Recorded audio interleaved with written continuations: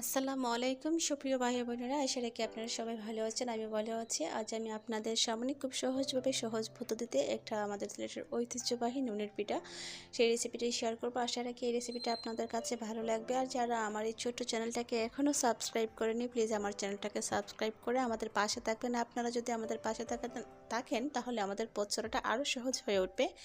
তো ভিউয়ার্স, চলুন। প্রথমে আমি চুলায় একটা পাতিল বসিয়ে দিয়েছি, সসপ্যান বসিয়ে দিয়েছি। এর মধ্যে আমি পরিমাণ মতো পানি বলতে 600 থেকে 700 ml পানি আমি অ্যাড করেছি, হাফ লিটারের চেয়ে একটু বেশি। তো পানিটা দিয়ে দিলাম।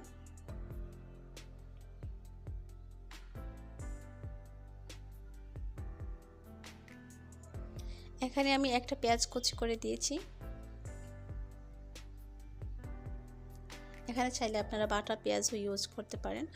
দিয়ে দিলাম 1 টেবিল চামচ পরিমাণ রসুন বাটা আর 1 চামচ পরিমাণ আদা বাটা। তো দিয়ে একটু মিশিয়ে নিচ্ছি।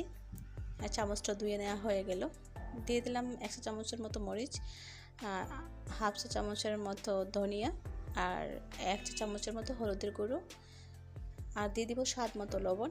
অবশ্যই আপনারা আপনাদের পরিমাণ মতো লবণটা দেওয়ার চেষ্টা করবেন। তো এখানে আমি আমার পরিমাণ মতো লবণটা দিয়ে দিচ্ছি। দিয়ে আমি ভালো করে নেড়েচেড়ে ঢাকনা দিয়ে ডেকে 5 থেকে 7 মিনিটের মতো রান্না করে নেব, জাস্ট বলক আসা অবধি আর কি। যতক্ষণ না পর্যন্ত বলক আসছে ততক্ষণ পর্যন্ত আমি রান্না করে নিচ্ছি এই পানিটাকে।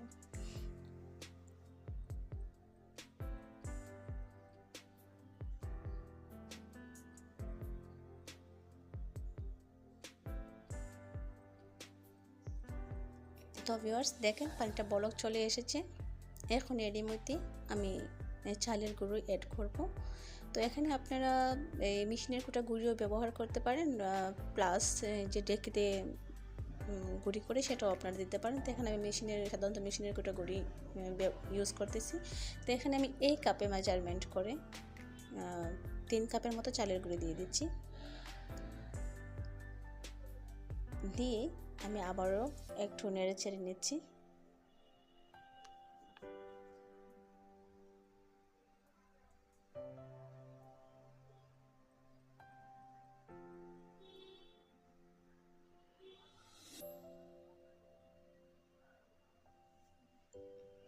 এখন আমি যেটা দিতেছি সেটা হচ্ছে আটা। আপনাদের হাতের কাছে যদি ময়দা থাকে সেটাও দিতে পারেন। এখানে আমি 2 কাপ পরিমাণ আটা দিয়ে দিচ্ছি।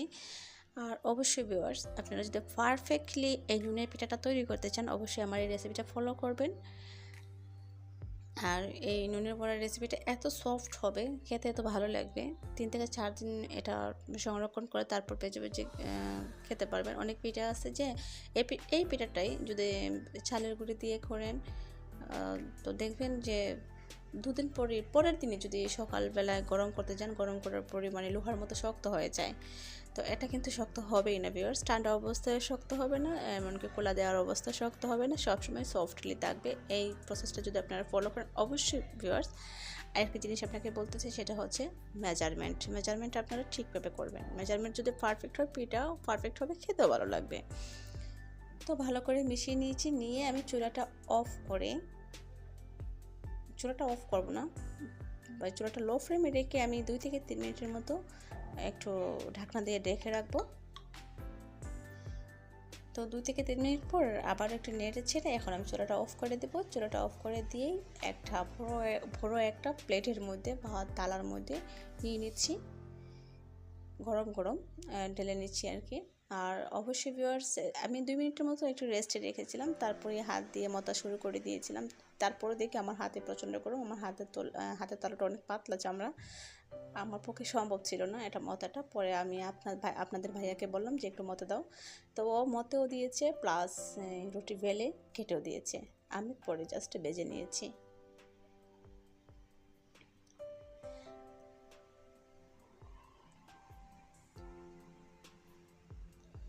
তো পিঠা বেলা এবং কাটা প্রসেস চলতেছে। চুলায় আমি একটা ফ্রাই প্যান বসিয়ে দিয়েছি, পর্যাপ্ত পরিমাণ তেল দিয়েছি, তেলটাও গরম করে নিয়েছি। এখন এক এক করে সবগুলো পিঠা ধৈর্য সহকারে সময় নিয়ে ভেজে নিব। অবশ্যই এই পিঠাটা আপনারা ডোবা তেলে ভাজার চেষ্টা করবেন ভিউয়ার্স। এটা অল্প তেলে পিঠাটা ভাজলে ভালো লাগে না, ভালো হবে না আর কি। আর যদি ডোবা তেলে পিঠাটা ভাজেন তাহলে পিঠাটা ভালো করে ভাজা হয়। তো ডোবা তেলে আমি একই প্রসেসেই সবগুলো পিঠা ভেজে নিচ্ছি। আর অবশ্যই ভিউয়ার্স, আর পারফেক্টলি এই নুনের পিঠাটা তৈরি করতে চান অবশ্যই আমার এই রেসিপিটা ফলো করবেন। আর অবশ্যই আমাকে অবশ্যই এই ভিডিওটাকে লাইক কমেন্ট শেয়ার করবেন। আর যারা আমার এই চ্যানেলটাকে এখনও সাবস্ক্রাইব করেননি প্লিজ আমার চ্যানেলটাকে সাবস্ক্রাইব করে আমার পাশে থাকবেন। তো আপনারা ভালো থাকেন, সুস্থ থাকেন এই প্রত্যাশায় আমি বিদায় নিচ্ছি। আবারও দেখা হবে অন্য কোনো রেসিপিতে। ততক্ষণ আপনারা সুস্থ থাকুন এবং আমাদের সাথেই থাকুন।